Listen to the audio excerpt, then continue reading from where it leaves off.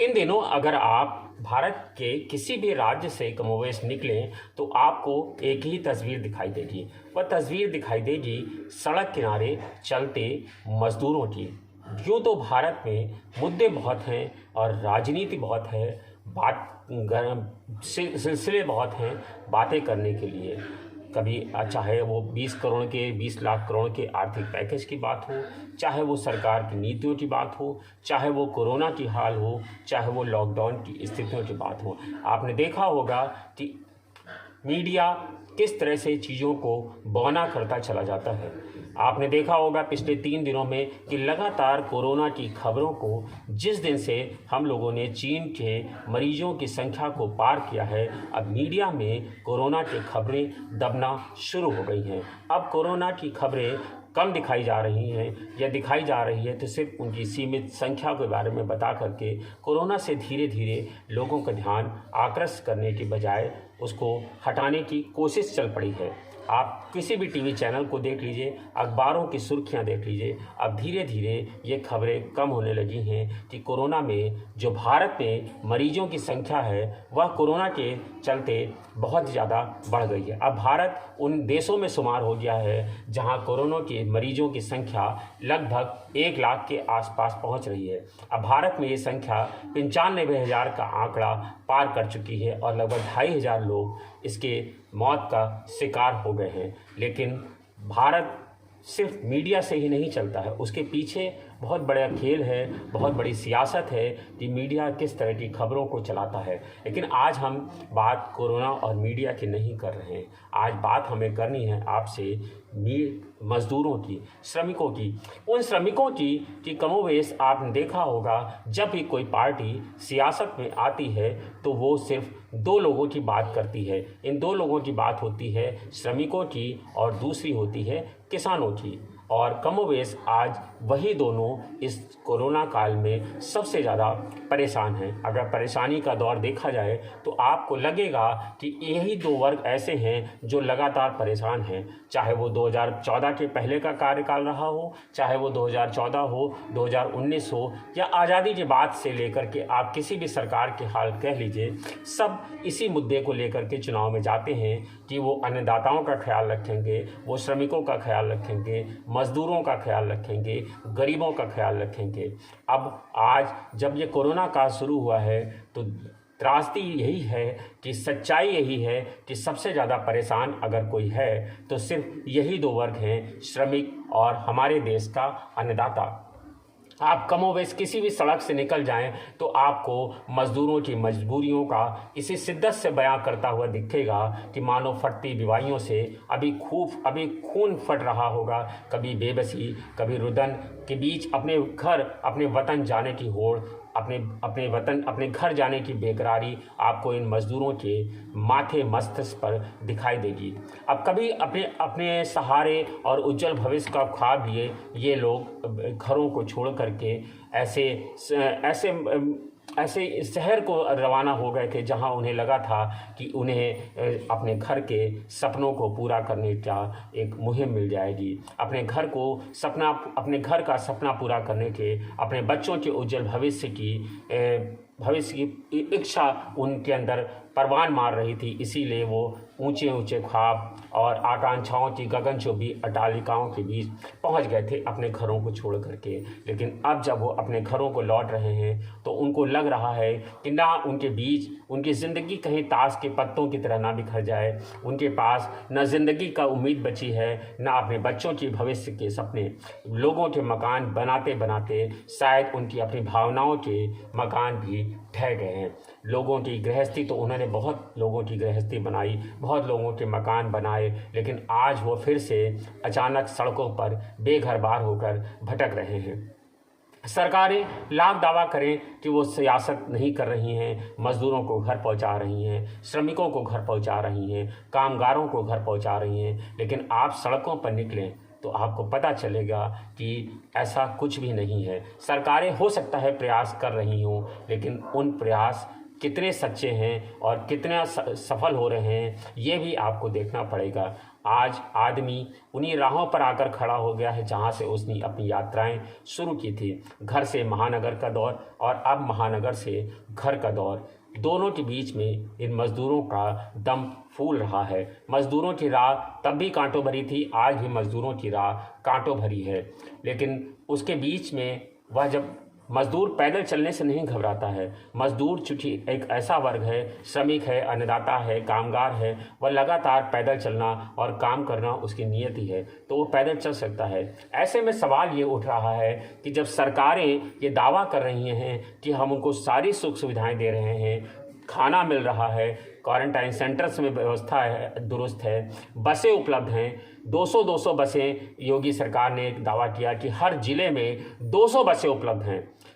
गाज़ियाबाद में आज सुबह की तस्वीरें हैं, कई सारे मज़दूर कल से खड़े हैं, उन्हें कल से सिर्फ बिस्किट और पानी दिया जा रहा है, उन्हें बसें नहीं उपलब्ध कराई गई हैं। कल शाम से वो लोग खड़े हैं, पूरी रात खड़े रहे, आज दोपहर होने को आ गया है, सिर पर उनके धूप, कोई आसरा नहीं है, लेकिन कड़ी धूप में भी वो खड़े हैं सिर्फ इसलिए क्योंकि बसें नहीं उपलब्ध हैं, क्योंकि यह सरकार का आदेश है कि मज़दूरों को पैदल ना चलने दिया जाए।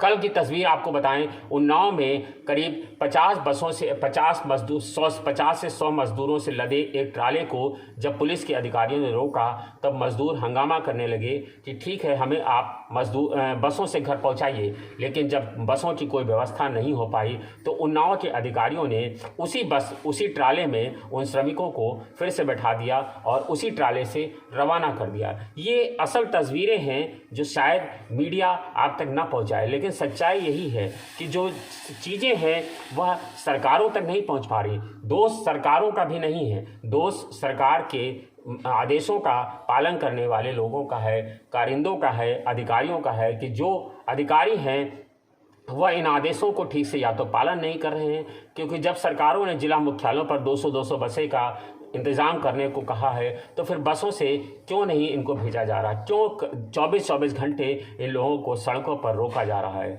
फ़र्क ये है कि सफ़र वापसी का है, घर वापसी का है। दूसरी तरफ एक यह भी बहुत बड़ी कॉन्स्पिरेंसी लग रही है कि जो मज़दूर हैं उन्हें बड़ी संख्या में घर क्यों नहीं आने दिया जा रहा है। कहा यह भी जा रहा है कि एक वर्ग ऐसा है जो कॉरपोरेट सेक्टर का है, वह भी सरकार पर दबाव डाल रहा है कि अगर सारे महानगरों से श्रमिकों को उनके घरों को रवाना कर दिया गया तो क्या ये मज़दूर दोबारा लौटेंगे। ऐसे में उनकी फैक्ट्रियों का काम, उनके घरों का काम, उनके जो बड़े बड़े बनाए गए हैं व्यवसाय केंद्र, वह कैसे चलेंगे। क्या ये मज़दूर दोबारा आएगा काम करने के लिए। ऐसे में उन लोगों के पर एक चिंता भी है। ऐसे में इसी के चलते बहुत सारे मजदूरों को, श्रमिकों को, कामगारों को एक साथ नहीं भेजा जा रहा है, क्योंकि इनकी महत्वाकांक्षाएं अथाह समंदर में इनको हिलोरे ले रही हैं कि कहीं ऐसा ना हो कि ये श्रमिक सब लौट जाएं तो दोबारा वापस ना लौटें। मुंबई का पूरा टैक्सी उद्योग इसी उत्तर प्रदेश के प्रवासी लोगों के, कामगारों के सहारे चलता है। चाहे उत्तर प्रदेश का चाहे वो पर्यटन उद्योग हो, चाहे वो जो है टैक्सी उद्योग हो, चाहे वो होटल इंडस्ट्री हो, सब कमोवेश उत्तर प्रदेश और बिहार के ज़्यादातर लोगों से चलता है। आपको बता दें कि उत्तर प्रदेश में ही 6 करोड़ प्रवासी मजदूर और श्रमिक कामगार है जो दूसरे राज्यों में काम करने के लिए जाता है। अगर देश के पूरे आंकड़ों की बात करें तो तकरीबन 23 करोड़ जनता है जो प्रवासी है, यानी कि जो दूसरे राज्यों में, एक राज्यों से दूसरे राज्य और एक जगह से दूसरी जगह पलायन करती है काम की तलाश में। लेकिन आपको बता दें कि इस लॉकडाउन में सरकारें भले ही किसानों की बात करें, श्रमिकों की बात करें, सारी सियासत इनके आसपास घूमती है, लेकिन कोई अगर कोरोना काल की बात करें तो कोरोना काल में सबसे ज़्यादा अगर नुकसान में रहा है तो यही श्रमिक है।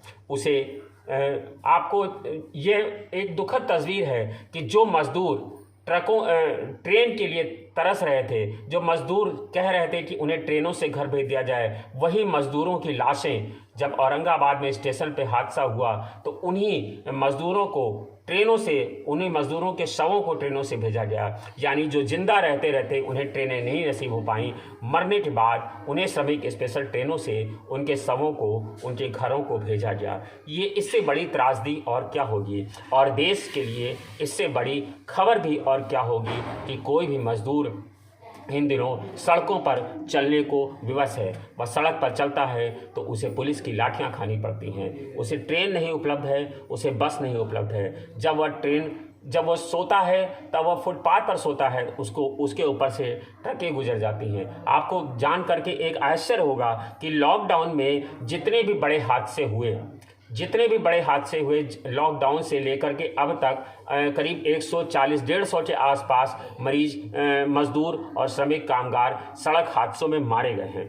ये 150 लोग जो मारे गए हैं देश के विभिन्न जगहों पर, सबसे ज़्यादा हादसे उत्तर प्रदेश में हुए हैं। और इन हादसों में जो लोग मारे गए हैं वह सब के सब मुंह अंधेरे ही मारे गए, यानी कि इन सभी लोगों की मौत सोते समय ही हो गई। ये दर्दनाक मौत, ये अंतहीन कथा मजदूरों की, श्रमिकों की है। लेकिन देश के किसी भी सियासतदार को, किसी को भी इनसे कोई लेना देना नहीं है, क्योंकि ये वोट बैंक नहीं है। देश इनके बारे में बात नहीं करना चाहता। बात हो रही है आर्थिक पैकेज की, बात हो रही है, लेकिन आर्थिक पैकेज में इनको मिला क्या? इनको मिला तो सिर्फ कर्ज के तौर पर इनको मदद दी जा रही है। लेकिन सरकारें हैं कि वो अपने बयानों से, अपनी राजनीति से बात नहीं आती हैं। लॉकडाउन के हर दिन गुजरते के साथ सड़क हादसे लगातार वृद्धि कर रहे हैं। मरने वाले प्रवासी मजदूर हैं। सड़क हादसों पर एक रिपोर्ट है, एक संस्था है सेवा फाउंडेशन, एनजीओ है save life foundation. Save life foundation ने एक रिपोर्ट तैयार की है जिसमें कहा गया है कि लॉकडाउन का पहला दिन यानी कि 25 मार्च 2020, वो दिन याद करिए जब लॉकडाउन का पहला दिन शुरू हुआ था। 25 मार्च से 16 मई तक के सुबह 11 बजे तक सेव लाइफ फाउंडेशन ने एक रिपोर्ट तैयार की है। इस रिपोर्ट के माध्यम से कहा गया है कि 25 मार्च से लेकर के 16 मई के सुबह 11 बजे तक करीब सड़कों पर 2000 सड़क हादसे हुए हैं। इन 2000 सड़क हादसों में 368 मौतें हुई हैं।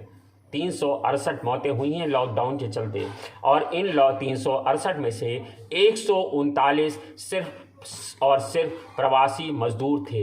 ये वो प्रवासी मजदूर थे जो अपने काम धंधों को छोड़ करके, जो आधी अधूरी कमाई थी उसको ले करके अपने घरों की ओर निकले थे।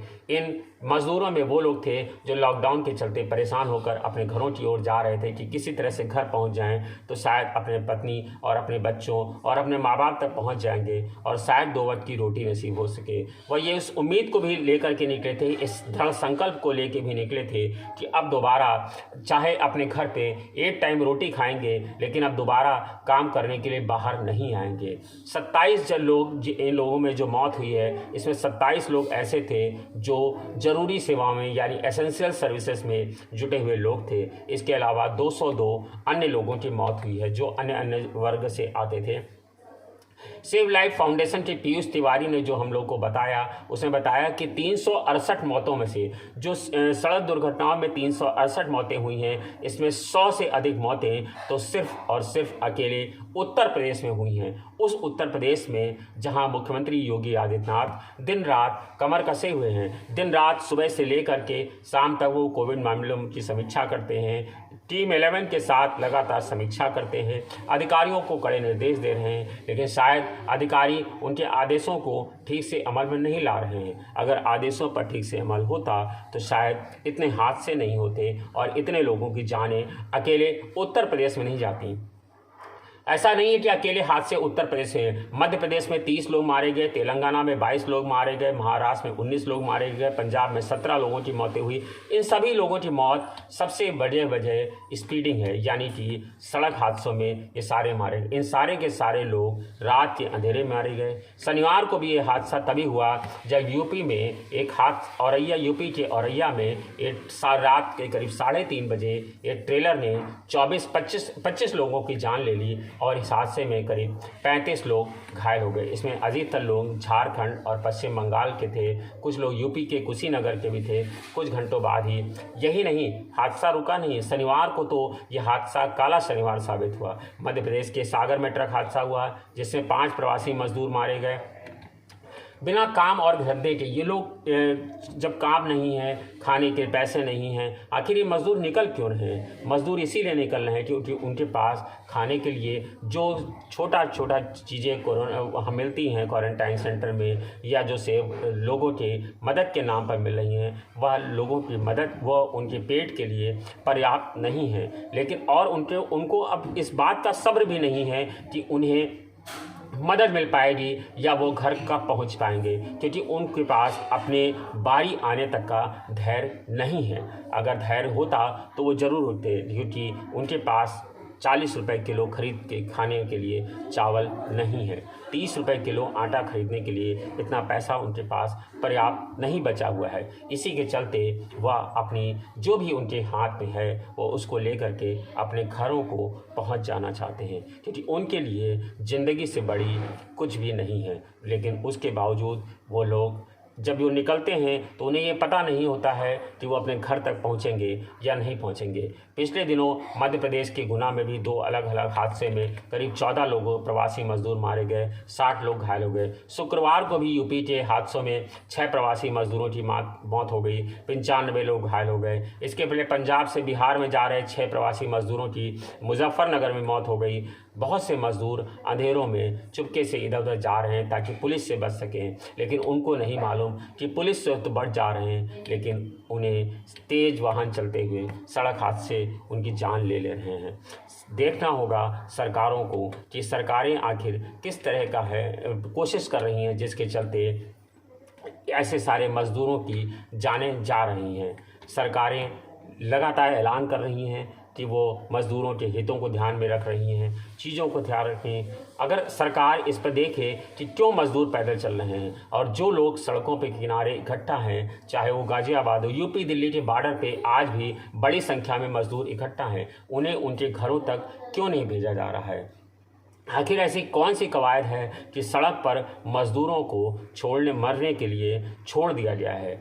सरकारों को जवाब तो इसका देना ही होगा। लेकिन देखना यह है कि जो मज़दूर हैं, जो सड़कों के किनारे खड़े हुए हैं, जो ट्रकों का इंतज़ार कर रहे हैं, बसों का इंतज़ार, आपको बताने एक हृदय विदारक तस्वीर है। हृदय विदारक तस्वीर है झांसी में कल हमारे पत्रकार ने जब एक ट्रक से जब मज़दूर उतरे तो उनकी फ़ोटो खींची। वह फ़ोटो ऐसी थी कि दिल दहला देने वाली थी। जिस ट्रक में 15-16 लोग खड़े नहीं हो सकते हैं, उस ट्रक में 200 से ज़्यादा लोग ठूस करके लाए गए थे। जब एक महिला उतरी तो उसके पैरों की अंगुलियों में सूजन आ गई थी। पैरों की अंगुलियों में कई लोग तो ऐसा लग रहा था कि वो ठीक से सांस नहीं ले पाए हैं। मध्य प्रदेश से लेकर के वो यहाँ तक आए थे, किस तरह से आए उन्हें नहीं पता है। 1,500 हज़ार रुपये उनसे लिए थे ट्रक वालों ने उन्हें मध्य प्रदेश से उत्तर प्रदेश छोड़ने के लिए। ये बहुत बड़ी रकम है जिसका वास्तव में किराया बहुत कम है। उसके बावजूद इन मज़दूरों ने चंदा लगा करके उसे पैसा दिया और वो लेकर के आया। लेकिन जब ये लोग उतरे तो उनके हाथ पैर छिल गए थे, इस तरह से भूसे की तरह उनको भर के लाया गया। लेकिन ये सब घर आने के लिए विवश हैं, क्योंकि इनके पास सरकार के जो आश्वासन है उसका भरोसा नहीं है कि कब उनकी बारी आएगी, कब उनको अपने घर जाने को मिलेगा। ये देखने वाली बात है, क्योंकि हर समय लगातार मज़दूरों की मौत जो हो रही है वो दिल को दहला देने वाली है।